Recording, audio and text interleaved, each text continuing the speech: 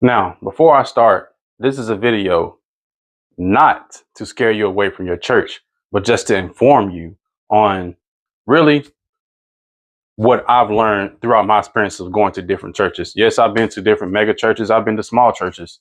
I would consider the church that I go to now small. I would say like medium size. You know what I'm saying?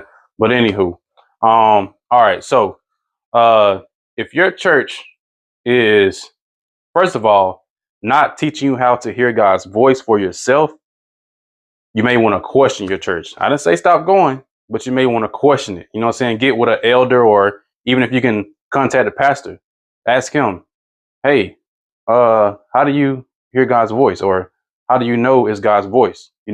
Um, just for a little pro tip, positive, negative. You know what I'm saying? God is a positive God. The devil, he's a negative God. But one thing that my pastor did teach me, once you learn the positive, God, the devil will try to get you with good stuff that sounds good, but it's really not good. So that's just a pro tip. You know what I'm saying? But if your pastor is not teaching you how to hear God's voice for yourself, not through him, I've heard that most pastors always telling their congregation, oh, if you got any questions, come ask me. If you need this or need that, come ask me. If you got any questions about God, come ask me, um, which is good, which is okay, what I'm saying, to a certain extent. If anytime you went to your pastor and asked him something and he didn't say, go ask God, you know what I'm saying? After he told you whatever he was going to tell you, he didn't end it with, well, you should ask God, you know what I'm saying? He don't really want you to have a relationship with God. Point blank, period, bro.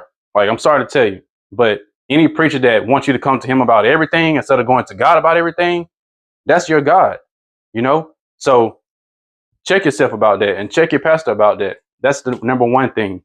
Number two thing, if your church isn't doing healing and deliverance, you know, people think once they get saved, it's okay. They're okay. Yes, you're okay for now, but there's plenty more other demons out there that's going to try to attack you. What then? Deliverance doesn't stop when you get delivered. It's just beginning. You know what I'm saying? It's just beginning. I'm telling you. If you don't believe me, do your research, read your Bible. You know what I'm saying?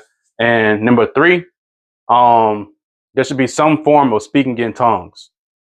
If none of your church members are speaking in tongues, or they shut you down when you bring that up, hey, you may want to question your church. So just think about those three things, man. Hearing God's voice for yourself, building the relationship for yourself, healing and deliverance. Everybody needs healing and deliverance. Speaking in tongues will build you a better relationship with God. Ask about it.